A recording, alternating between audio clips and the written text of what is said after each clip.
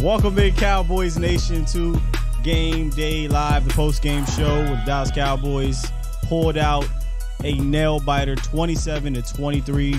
The post-game show is brought to you by Callahan Motor Company. It ain't going to be a smooth ride for the Cowboys when they go home today, but it can be a smooth ride for you. Callahan Motor Company is the finest, most quality-oriented pre-owned dealership in the DFW area, and they've been serving this area since 2009 as a family-owned and operated business. From sales to trade-ins to finance, you can count on Callahan Motor Company. Hit them up in Keller, Texas, or visit them online at callahanmotorcompany.com.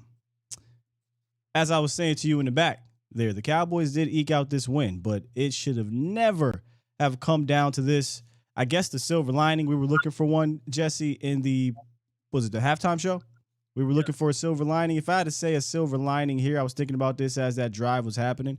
It was the fact that the Cowboys needed to get, I know this is against a bad team, but they needed a game-winning drive. They hadn't had a game-winning drive since sometime last year. I want to say Patriots game maybe, and they needed to kind of do that.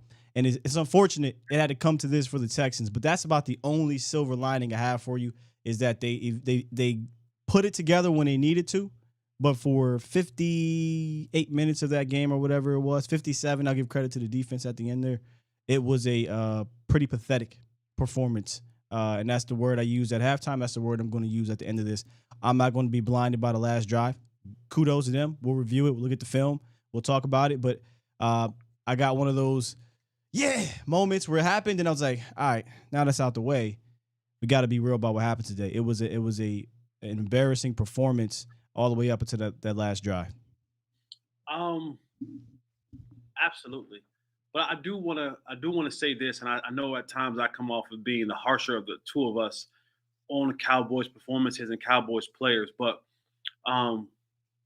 if you were thrilled and excited about what Tom Brady did the other night against the Saints, when he had the fourth quarter comeback, if that excited you, if that was something that you cheered for,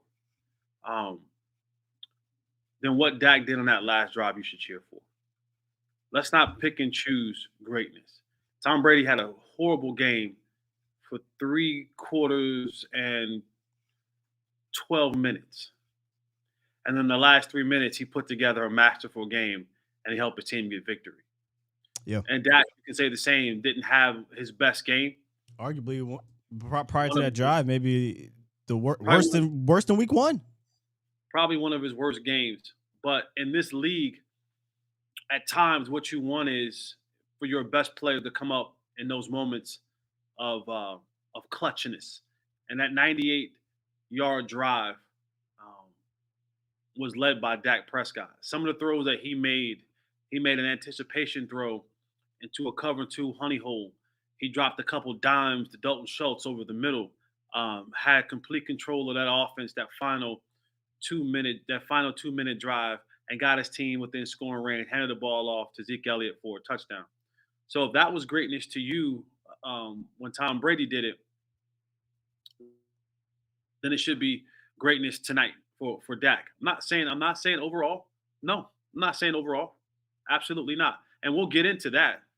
But that final drive when everything has been going bad, when everything has been going to the SHIT, when everything has been looking bleak all game long, turning point of this game is, a drop touchdown pass that didn't let up to your cousin, your first cousin being injured. Turning point of the game. Yes. Because one of them. The next 2 possessions that led to an interception, that led to some sacks, that led to some things happening was because Josh Ball was at right tackle. And one of the great things that the Cowboys do is when they have those sounds of the sidelines. I wish they catch the moment in time where either Jason Peters went to a coach and said, "Yo, just put me at right tackle. Just I'll play it. I don't know. I'll play it. I got to be better than that." Or if there was a coach that was just like, "Hey, JP, listen, I know you've never played. You probably played it all season, but right now We need a right tackle because what we have out there is not working. And they moved Jason Peters to right tackle in those last two drives, and it paid dividends for the Cowboys. So I'll just say that part about Dak because everybody was talking. And again, Dak did not have a great performance. Did not have a great performance. I'm willing to bet any amount of money he's going to stand in front of you on that podium. And I'm not the biggest Dak defender. I'm not. That's not. I don't come from that place of being a Dak homer or a Dak defender. But I can't. Jesse Holley, I can't praise Tom Brady the other night when he does what he does. I can't get excited and praise Baker Mayfield for what he did the other night and win a game. And then look at this game and go, oh, well, I'm not giving Dak Prescott no credit because that last drive was clinical. Is in the words of Denzel Washington in training day, how you want it, Jake? I'm surgical with this B. And Dak was surgical in that last 98-yard drive that got this team out of a very close situation that would have been just an absolute ugly loss of the season had they not won this football game. So I want to be consistent. I want to make sure that I am consistent. So I praise Tom Brady. I'm not calling Dak the GOAT. I'm not. I cheer for when Baker Mayfield did it off 2 days and he won in the fourth quarter. And I'm going to cheer Dak Prescott in this moment right here. And then we go back to the film and we go back and we look and we say, okay, but everywhere else you were trash or you had very, very trash moments. But in the moments and I've said this about a lot of quarterbacks. A lot of times they're the guys who get paid $40+ million.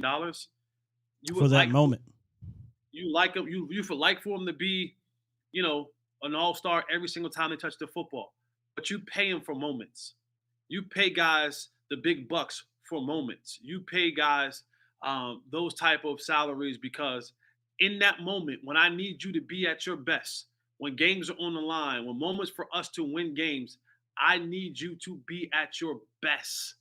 And tonight, in that moment, not all game, again, not all game for the third time, not all game.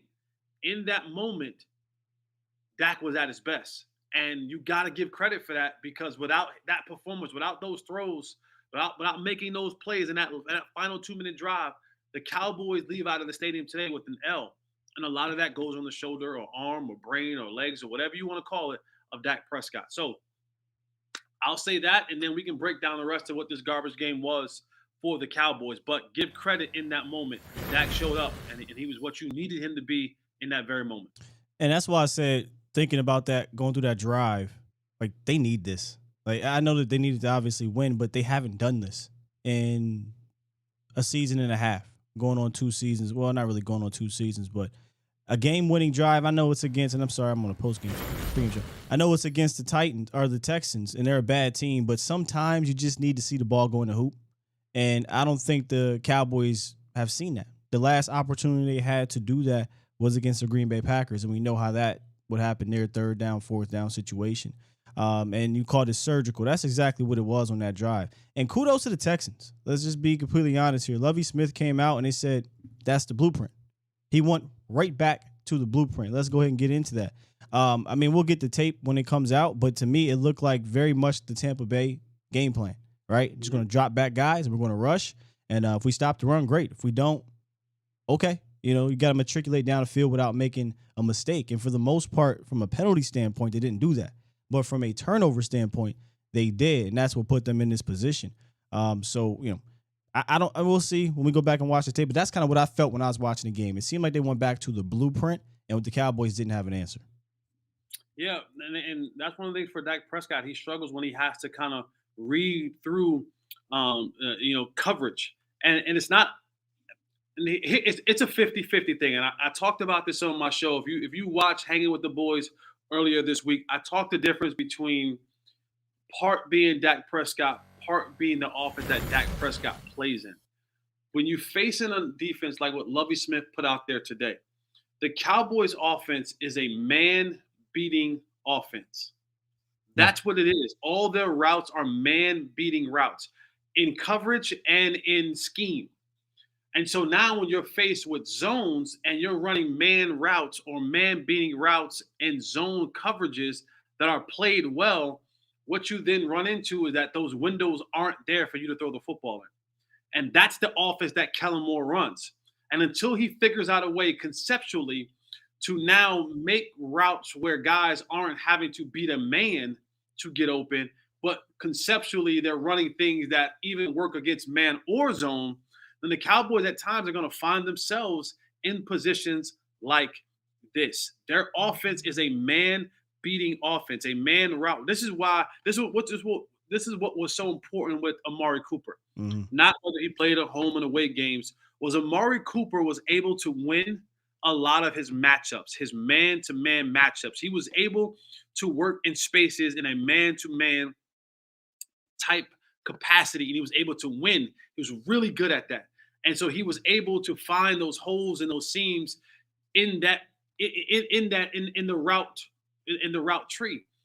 So that's the biggest thing for Kellen Moore, is adjusting his offense to be universal and not just everything that we do is a man beating route offense. Because when you run into zones like that, and you saw a lot tonight, right? You saw Dak Prescott like, Yep. like you go back and you watch the film. I at least seen that 6 or 7 times in a game where he's like, oh, I'm getting ready to throw it. Oh no, there's a defender. Oh, they're too close. The guys are too. Keep doing it. Because I can't throw it into those windows and those zones, because by the time it leaves my hands to get to the destination, there's a lot of bodies in there. Mark Sanchez kept saying. I was about to say, Mark Sanchez said the receivers weren't sitting down. They kept running as if it was a man coverage and not sitting in the zones. This is the route this is the ops they run man beat. And then he said, I love the phrase that he used. He said it looked like a defensive meeting room. And as a quarterback, once you've already thrown one, I'm not throwing it back into the defensive meeting room. I'm not throwing it to one guy and 3 defenders around there. So he's pumping, and he's trying to find a window to throw it in. But there's so many guys around, so you don't want tip passes or balls being deflected because you already had one. So, that when you go back and you watch it, you'll see Dak. He's like, you'll see him looking, and he'll get ready to throw it. And he go, no, and he'll take off and they'll do different things. But that is the difficulties of running what Kellen Moore offense is against a zone. And Lovie Smith goes back to, he is original one of the Tampa 2. He's one of the founding fathers of this Tampa 2. So if anybody knows how to run this, it's Lovie Smith. He knows where to put guys at and how to have guys place. And credit to the Texans defenders, they were hitting. Yeah. They were hitting. They were very opportunistic. They were hitting. They were getting their hands on the ball. They were jumping, getting in passing lanes. That group reminded me of the Bears. It was well prepared, man, and they brought a level of physicality that I thought kind of shocked the Cowboys. And it was like, whoa, they hitting, and yeah, and again, thank God for Dak Prescott in that final drive, because this was on the verge of being an absolute to have the interception and then defense to hold them from getting any points right there. Had I been Lovey, I get it. I'm 110-1. What the hell? Let's just go for it. I might have taken the field goal and made them kind of have to do something. But I'm not Lovie Smith, and he did what he did. But the Cowboys by the hair on their chinny chin chin. They got out of there. They won. And I promise you that doesn't happen if Dak Prescott wasn't the quarterback in that last drive. For sure. I think it's why you saw, in regards to the offense, why you saw Dalton Schultz, Tony Pollard, and Ezekiel Elliott combined for 13 receptions. That wasn't by design in regards to TP and Zeke. All his throws pretty much came as the last read, which honestly, if he didn't have those interceptions, I would say you see the growth within that blueprint, right? Like before, he was not accepting the checkdowns. He was trying to force it in these, or he was trying to pull it down and was taking sacks. It surprisingly only had 1 sack, and I say surprisingly because Josh Ball got in there. But he threw the interception when that happened. But 14 receptions out of Tony Pollard, Zeke, and Dalton Schultz. And really, Dalton Schultz had, 3 crazy clutch receptions in that final drive? He did drop a bad touchdown pass at the end of the half. But I think you see him physically or mentally adapting to the blueprint. But I don't know if we schematically have yet, or at least in this game, we'll go look at the film, but I don't know if we schematically have yet figured that part out. And it's a wonder why teams just don't do that, constantly. Just don't do it. Now you're asking the Cowboys to make mistakes, and in a game like today, where they did make mistakes, they could potentially lose. But they also showed you, right, that we can start off slow, we can play bad for 4 quarters, and we can still pull it out against a bad team. So you don't want to see them do it moving forward. But they did show some moxie, some confidence offensively and defensively at the end. That's stopping on the goal line. I'm not saying this is going to be a part of your package, but that stop right there, you could not go get it done for your defense when that happened. That was one of the biggest goal line stands of the season for the Cowboys. Absolutely. I think they knew it. And they buckled down. I don't know what happened with the quarterback. I think he went the wrong way coming out of from under the center. By any means, it's still guys were ready to play football, and they knew that if we were going to win this game, it came down to this right there, and they stepped up. And again, this is what you want from your players. This is what you want from Tank. This is what you want from Anthony Barr. This is what you want from Micah. In the moments that I need you to perform, I need you to show up. You got to be the guy that shows up, and those guys showed up on that goal line stance.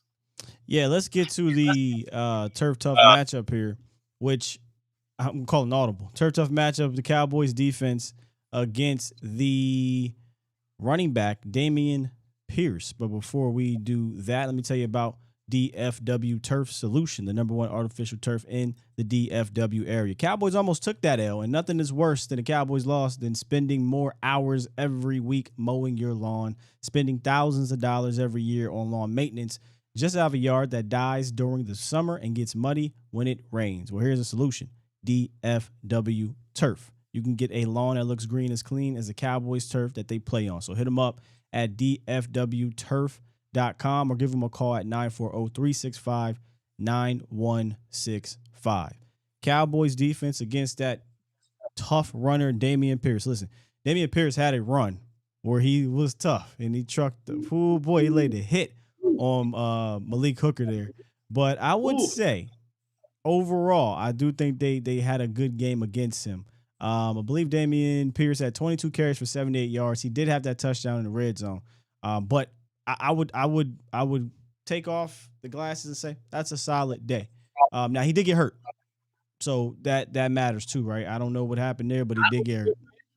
I don't pray for it. No man to ever get hurt. But when he limped off the field, I said, "Okay, Lord." But he wasn't really, to me, he wasn't really doing anything. But he was until that 124-yard run. But it's the players who need a moment to have a moment. I wouldn't believe you me. The play call would have been different on the goal line had that been Pierce than it had been 39-year-old Rex Burkhead. 100% fair.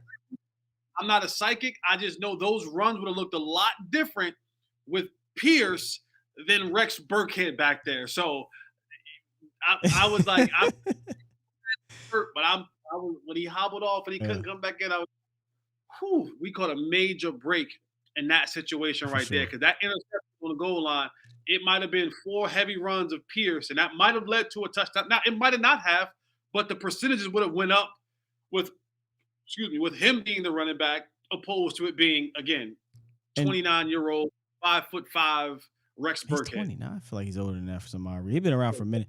And the 2 linebackers that was meeting him there the most was Damone Clark and LVE. Leighton Vander Esch had 14 tackles today. I would love to see where his average depth of tackle was today, because it seemed like he was at the line of scrimmage for most of them. He had 9 solo tackles and a tackle for loss. This is just right off the bat. We ain't watching no tape or nothing. This felt like his best game from a run-stopping standpoint. I felt like he was always in the mix when it came to getting at Dameon Pierce. Now, sometimes that involved him being clean, and sometimes it involved him having to get through the muck, but it seemed like he played a really good game. Damone Clark had 6 tackles, 3 for solo tackles. But surprisingly in this one, Cowboys pass rush was non-existent from across the board, whether it be defensive ends, whether it be defensive tackles, blitzing, all of it. It stunk today. And what I mean by stunk, no sacks. No sacks. Barely felt like there was pressure on these dudes. These guys combined for 20 for 27. 20 for 27, 8 yards per pass attempt, and had a 93 quarterback rating together. And just a bit shocked, man. 16 for 21 from Davis Mills and 4 for 6 from Jeff Driscoll. And probably the only reason why that rating went down is because of the last interception at the end of the game, Jesse. So I would say thumbs up for the run defense in a way. Thumbs down for the pass rush. I thought it would have been reversed. Uh-oh. We're getting some weird feedback here. Hold on. Give me a second. Let me get a mic check. All right, we're back. Go ahead. I thought it would have been a reverse. I thought we would have seen the Cowboys defense get after these quarterbacks today. Yeah. Just not having many weapons outside. Offensive line is okay, but they're not the Philadelphia Eagles up front. And they just seemed lethargic. They didn't create any pressure. They didn't make these quarterbacks feel them. They didn't nothing. The quarterbacks didn't feel rushed. Pep Hamilton had a good game plan with getting the ball out quick. Used a lot of slants and quick hitting routes to get the ball out the hands. But our defensive guys up front, they weren't a factor at all today. And I thought it would have been reversed. I thought it would have been the running game would have been decent, but I thought they would have got after the quarterback, and some guys would have had multiple sacks today, kind of padding those stats. But they weren't able to. They weren't able to, and the Texans took full advantage of that. Yeah, it was very interesting that was flipped. That was not something I had on the bingo card for the Dallas Cowboys defense, which I'm hoping they take this game. I did it again. I think they take this game and they go to the film room and they get pissed off about it, similar to what they did against the Packers. And then they came out the next week against Minnesota and just absolutely owned them. Now I'm hoping they take that energy all the way to week 16. But that's neither here nor there because that other team today did not look like this today. Nonetheless, they made, again, much like Dak Prescott, they made the stop that they needed to make. And I was getting a little bit worried that wouldn't happen. It just seemed like Houston was just moving the ball as much as they wanted to. And that stop, again, I can't get over it. It was a massive, massive stop. And it helped propel, I think, give your offense some credit, give your offense some juice to go back out there. And they went 98 yards for the game-winning score, something they haven't done, I think, since 2007. I think they said 17 or something like that, 2018 maybe it was. Week 17 against the Eagles. It might have been 18. To go down and win that game. I think that was the Amari Cooper tip-catch touchdown game. Yeah, 98 yards. Again, like you said, if you're going to give Tom Brady credit, if you're going to give Baker Mayfield, who went 98 yards to win the game, we do have to give Dak Prescott some credit for that final drive. Yeah, we do. But it goes back to also what we talked about. Now that we've given the credit, it goes back to what we talked about in the pregame show. This has to stop. It does. It really does. This slow start, this shooting ourselves in the foot. I think another game we probably had about 7, 8, or 9 penalties in a game. It felt like it. The turnovers, the miscues, the drops, the missed tackles. It just felt like all across the board. We were just taking turns at certain points of this game. We're just you have a dumb play, you have a dumb play, you have a dumb play, and you have a bad call, and it just felt like that was the theme of today, and it must stop. This is not a good look, and you always want to correct things with the victory. That's always the easiest way to correct things with the dub. But I'm sorry, I can't look at this game today and feel very confident that this football team. And I know it's a week-to-week league, and next week I may feel differently. And so what? I'll feel differently. Right. That is the fluidity that you have with football.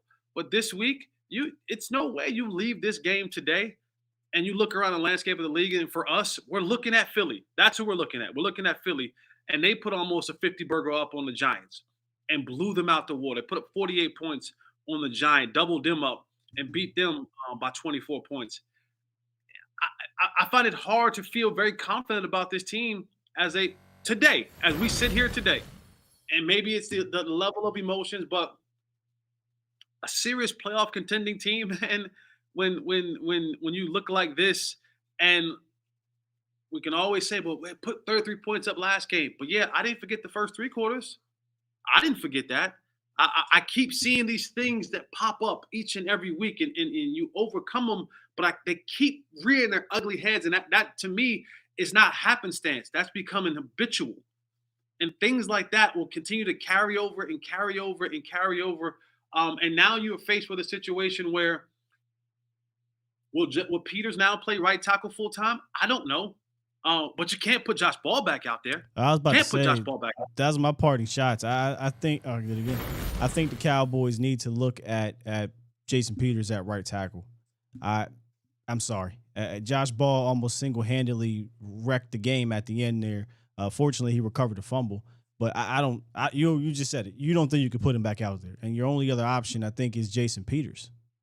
So you got to find an option for that, and God forbid, because there is something to be said when mechanically you work solely on the left side, when that's either left tackle, left guard. Yeah. Now you have to go play the right side. Mechanically, that sometimes we got to hope and pray that he doesn't get it, that Peter doesn't get hurt on that side, and we have to go back to Josh Ball, because that's going to be a detriment. That is going to be a detriment. We don't know how bad Steele is hurt, whether he'll be back next week or not. But there's these little things that keep popping up with this Cowboys football team, and it's very hard for me to just pass them by as if they don't exist.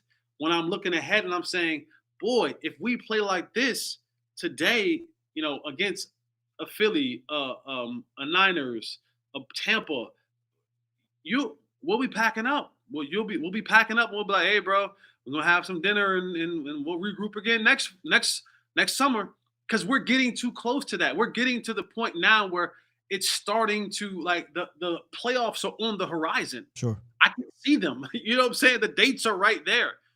And there's still some things that have not been corrected with this football team. And if you think that you're going to be able to pull out this Houdini stuff every single time in the fourth quarter, you're going to find yourself in a very bad situation in really tough games and in the playoffs. They gotta fix this, man. They have to. I don't have the answers. I feel like Kanye. You ain't got the answers. You ain't got the answers, Sway. You ain't got the answers. How, I don't Sway? have the answers. Yeah. How? 5 years later, Kanye's like, Sway had the answers. I should have did it myself. I don't have the answer, but the Cowboys have to find a way to fix. Oh, it's a full-blown real issue, man. There is something to what is happening in these first halves. This was weird because they got off to the quote-unquote fast start offensively, and then it went downhill after that. But from a total standpoint, they really didn't get it together until the fourth quarter, and maybe even late in the fourth quarter. So they got to figure that out. They got to go back to the drawing board, figure out why are we getting in these ruts. And it's not even just offensively. Like, defensively, they are in these ruts as well. You let a Texans team drive down the field with 40 seconds left to go up 20 to 17 at halftime after your offense drove down and didn't get the touchdown, but they got the field goal. So, both sides of the ball, maybe this is a reality check. You would have hoped that the Green Bay game was, but maybe this one is the reality check where, okay, we got the dub. I say this all the time to you. I'd much rather go into the film room and go back and say, this is what we got to correct after a win. So that's kind of where we're at right now, man. A lot to correct, a lot to keep our eyes on from an injury standpoint. Still, how serious is that? Jonathan Hankins went out, did not return, and I'm missing somebody else who had one out in that game, and I can't quite. He went out with the hand injury, but he came back in. Yeah, somebody else I thought went out too, but they are. I don't want to get down to this mass unit situation. That's not where we want to get healthier as the season goes on. It's again, this time of the year. It's you're beat up, you're bruised. Even Micah, he had that one play where he chased the quarterback to the side, and it seemed like it took him forever to get lined. Ferguson, back. That was the other guy. He looked like he was dragging a little bit today. And you look at, I didn't even know who the hell Chris Moore was coming into this game. He had 10 catches for 121 yards. He had 10 catches for 121 yards. That's the first receiver to get 100 on Cal. I had to go back and look at that, but he did have a big catch at the end of that game to put him over. But hey, he still was eating. Like he was, and that's going to be another recurring theme. They're still going to load up and come after, come after whoever's that offensive right side, defensive left corner. Boss man right now. He gave up the big catch, but then he had a big play at the end of the game. That was big, so he needed that. But I was going to text you, be like, huh? The boss man gave up another big play. You know what I mean? But yeah, but the Cowboys, man, boy, this team, they'll stress you the hell out. Yeah. I'm sure there's other team that stress you the hell out. I mean, you could be a Raiders fan, right? You could have 17 points leads and lose them and lose. But this Cowboy team finds a new way week in and week out to stress you the hell out. You know what? I can't even say I can't say no more. I talked about all week long this week. Blowout. I can't watch this film. What are these guys doing? Same here. 17 points from Vegas and blah blah blah blah blah blah. And they was on our ass. Yeah. They was on our for 4 quarters and 58 minutes. 4 quarters and 60 minutes. Think about it. Hail Mary, catch the ball, they win. Right. We let them get in Hail Mary range. So it was, man, nail biter to say the least. But here's my parting shot here. I'm hoping that game-winning drive at the end gives them a shot in the arm. Because this is going to happen again, right? And when I say happen again, I don't mean you're going to tussle with a bad team. You're going to tussle with a good team. You're going to tussle with a playoff team. You're going to get in points where these drives are massive and you got to go down there and finish. I'm hoping that they can stack on top of that because they're going to need it. It may happen against the Eagles or it may happen division round or wild card round, whatever in the playoffs, but it's going to come down. That's how these games are, man. You're not getting 40-3, 56-17 or whatever it was. You're not getting those type of games every week. 9 times out of 10, these are the close games you're going to get when you get to the playoffs. So I'm hoping that at the end of that game is something that they can build on, man, and not the start of that game. Jesse. Yeah, I mean, I agree. I hope, but I'm tired of having to have bad stuff happen to us for us to be like, oh, now we woke, now we're excited, now we're upset again. Like that then that's to me, that's fake. That's fake. That's fake. Like, if every time you get upset or you get locked in and you get focused is only when something bad happens to you, then that means y'all front runners. Y'all are front runners. If that's the only time y'all get refocused is if you lose to a Green Bay or you go down to the wire against a Houston Texans team and now all of a sudden like, oh yeah, we lock back in now. No. Good teams are locked in all the time. And I'm not saying that you can't have these little slip-ups, but good teams, I don't need to lose or to get my butt kicked or to fight through a game to all of a sudden now I'm refocused, I'm locked in. The good ones are locked in. Yep. And you have moments where you aren't yourself at times, but the good ones are locked in all the time. They are. And you're going to get the best from we know this already. Like, that's the part I don't understand is that it is not a secret. It is not a secret. Whenever you line up people 1-10-1 coming into this game, they thought, you know what? This is our Super Bowl. If we go 2-10-1 all year long, we could say, but if we beat the Cowboys, and that's what everybody wants to say. They know that. They know that. Like, even if you just got around here, you got to know that. That is what it is, especially the veteran guys. So we got to stop having these moments of just lack of focus, starting out slow, not having a sense of urgency, shooting ourselves in the foot. Because to me, that goes back to leadership for me. That goes back to the head coach, the defensive coordinator, the offensive coordinator, and your leaders. Your leaders are the ones that are supposed to keep guys locked in and focused. They're supposed to follow your focus lead every single day in practice and in games. And when you don't have it, they won't have it. Y'all won't have it. And so don't be front runners. Don't be out in front only when you got to play a good team. Be that way all the time. Be exactly who you're supposed to be every single time, every single game, every single week. And let the chips fall what they may. But to performances like this, I'm telling you, Will Bartholomew Steele. I'm telling you.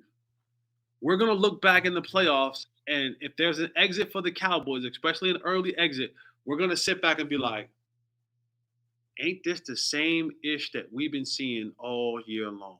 Yeah. I feel like they only play one or two ways. Either they play balls to the wall or they play like this. And that is a scary place to be. You do not want to play like balls to the wall, 43, 56, 19, or play where you're giving a bad opponent a chance, man. They need to figure out a way to be more consistent throughout this year. And we'll see what happens, man. But that'll do it today for the post-game show presented by Callahan Motor Company. You can find Jesse throughout the weeks, hanging with the boys, right? With Jeff, right? Believe with Jeff. Hanging with the boys with Nate Newton and company. Believe with Jeff Kavanaugh. And then you and I on Wednesdays. Indeed. And you can find me tomorrow morning. We'll be covering this game and more leading up to the Jags next week. Hopefully. Now, that's a game you do got to put the tape on and watch that one. That's a pretty solid team. A solid bad team, whatever you want to call it. Good coach team, all that good stuff. So that'll be more exciting for the week. But they gave us enough excitement. We don't need this again next week, Dallas. Come on, man. Can we let up and get another one of those 56-19 dubs? I'll take it all day tomorrow. But that'll do it. I will see y'all this week. You can go ahead and flex on them today. Not a flex day for me. He can't even get up out of it. There you go. Oh, God. There you go. We up out of here, man. Peace. I'm in my zone, on the road to the Super Bowl. Every game on the schedule crucial, it take a toll. It don't matter if we at home or on the road. You try to tackle, I'll truck a sucker and take it soul. I'm staring at 4th and goal, gotta find an open hole. A linebacker just close a hole where I'm supposed to go. So now I'm thinking my centers are all pro, so I trust he can make a walk for wherever the ball go. Yeah, there's 5 seconds on the play clock. The crowd was loud, but they stopped. Now it's silent while they watch. They stand off in the red zone. All I see is red home. Watch me get this touchdown and this W and head home.